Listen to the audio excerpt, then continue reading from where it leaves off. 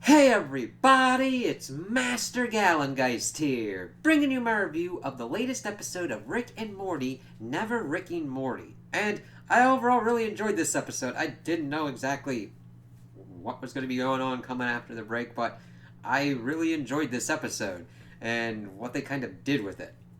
So we started off and we're on this train. No explanation given on how we got in here. But this dude gets his ticket ripped and everything, and he sits down, and this one dude starts, "Oh, yeah, why are you here to kill Rick Sanchez?" And he's like, "What the fuck are you talking about?" And then goes into this tale of him being this kind of like overlord dude, and Rick just coming in and beating the shit out of him. And then he's like, "I don't even know what the fuck's going on here, dude. Screw you. Fuck this shit. What the hell?"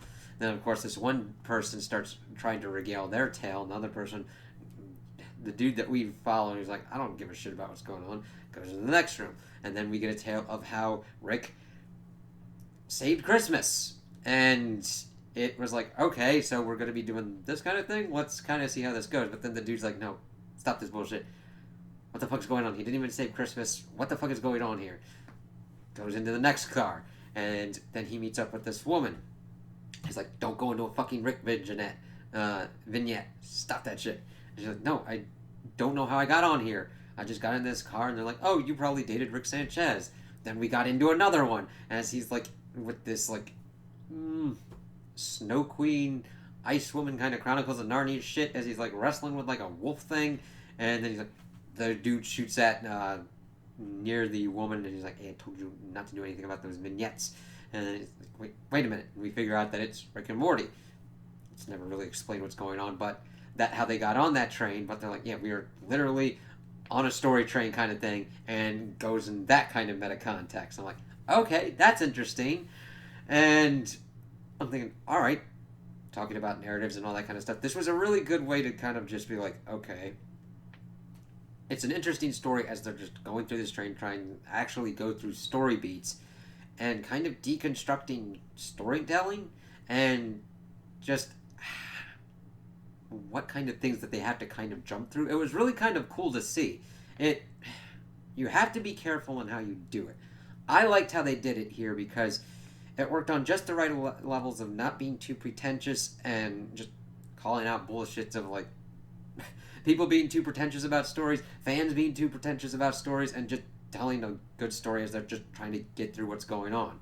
So the ticket ripper dude comes in, is like, "Give me your ticket," and it's like, "Ah shit, he's jacked as fuck," and they're pretty much trying to figure out how to deal with him, and he gets like chopped in half and sucked out of the train.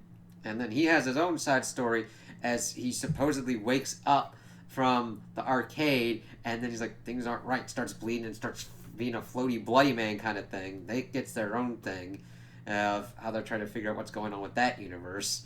And Morty's like, "What the hell's going on damn out there?" And he's slowly dying, probably in his own time dilated uh, dream world kind of shit. Just let's get through with this. And they had these continuity mask things coming down, and they held on that because evidently continuity is what's keeping the train like going. I'm like, roll with it, just fucking do it.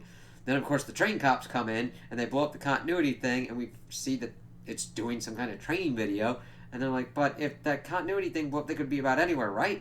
And then of course they come in, they fucking bust their way out, and Rick's pretty much sees the layout. It's going in a circle.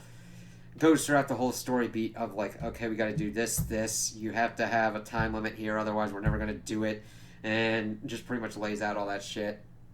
Do their own kind of jokes and everything, and they just kind of keep going through the train, and they get on top and everything. They have to get through this one kind of like thematic thing going on, and Morty of course has the time thing. They have to switch. I think it's air, but I'd go more like a continuity kind of thing. And of course, Morty's got to tell a story or whatnot, and him having to do the like whole test thing with like having two females uh, talking that's not about like men or whatnot, and that was kind of interesting because he at first did like this story that he could pop off the top of his head. This dude drinking coffee, dude wanting cookies, and then there's like fucking scorpions outside, and then we see that the one that Morty picks with the women is his mother and his sister talking about like flow and shit, and then using their special time to blast female scorpions, and then get a phone call from Ruth Bader Ginsburg congratulating them. And Rick's like, fine, that works. They get inside the train, and they are fighting the Story Lord dude. Well, fight is the inoperative word. They're like, hey, we don't want to fucking fight you. He, like, beats the shit out of them, hooks them up, and pretty much wants to use them to, like, power the train infinitely, I guess. Trying to break past the fifth wall. I'm like, yeah, we've gotten so meta that we're, like, having to talk about the fifth wall and shit like that. So then we start seeing all these different kind of Rick and Morty things going on. We'd also seen this during their fight, as Morty was getting sucked into different dimensions outside of canon, as he was like a soldier and all that kind of shit. Rick, the same, as being just like a professor at some kind of college or whatnot, doing some kind of thing. And then they get hooked up to the machine, and we see all these different kind of things. We see like Phoenix Person and shit like that, and Tammy and all the things fighting. We see the dogs and the cats fighting as well. And then we get like the end goal, like the end game for Rick and Morty, as we see like evil Morty and all this kind of stuff. So we might see something with evil Morty, we might not, because this is more of them trying to like be like, okay, it's kind of hard to come up with this kind of shit, so we're just gonna fucking mess around with it here. We'll have to kind of see how that flits out, because I was just kind of interested to see what they would do with evil Morty. But if they just had evil Morty for that like little span of time, I'm okay with that. But we see it happening here, and the way they decide to kind of fuck with the Story Lord dude's kind of genius, where Rick accepts Jesus Christ, and then the Story Lord dude's, what's going on? This is sucking. And we see Jesus come down, and it turned into like this whole Jesus thing going on. He's like, this sucks and everything. And they pretty much like lock him in there, get out, and they're like, wait a minute, what's going on? And they're like trying to mess with the buttons, and like, oh shit. And then we pop back out, and we see that this was like a train that Morty bought Rick from the Citadel station. And then we get this whole thing about capitalism and all that shit. And they're just like, oh, fuck. We also see Story Lord talking to Jesus. He's like, I'll do this. I'll get out of here myself. And it's like, okay.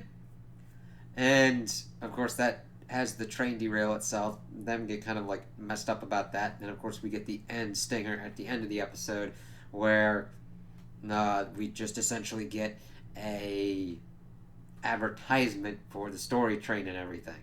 So I overall enjoyed this, of just seeing the kind of crazy shenanigans that would be going on. That felt like the objective of this episode, of just doing insane Rick and Morty shenanigans while also commentating on the different kind of shit that they've done with the show so far, and I really enjoyed that one. It did a good job of doing like the vignettes and making fun of the interdimensional cable and shit. Most of the other kind of stuff that they've done throughout the series, even all the different kind of story threads that people are really interested in. So I was like, okay, this is pretty entertaining. I can't wait to see kind of what other shit they decide to come up with this season. So those are my opinions on the episode. Tell me what you guys think in the comments below.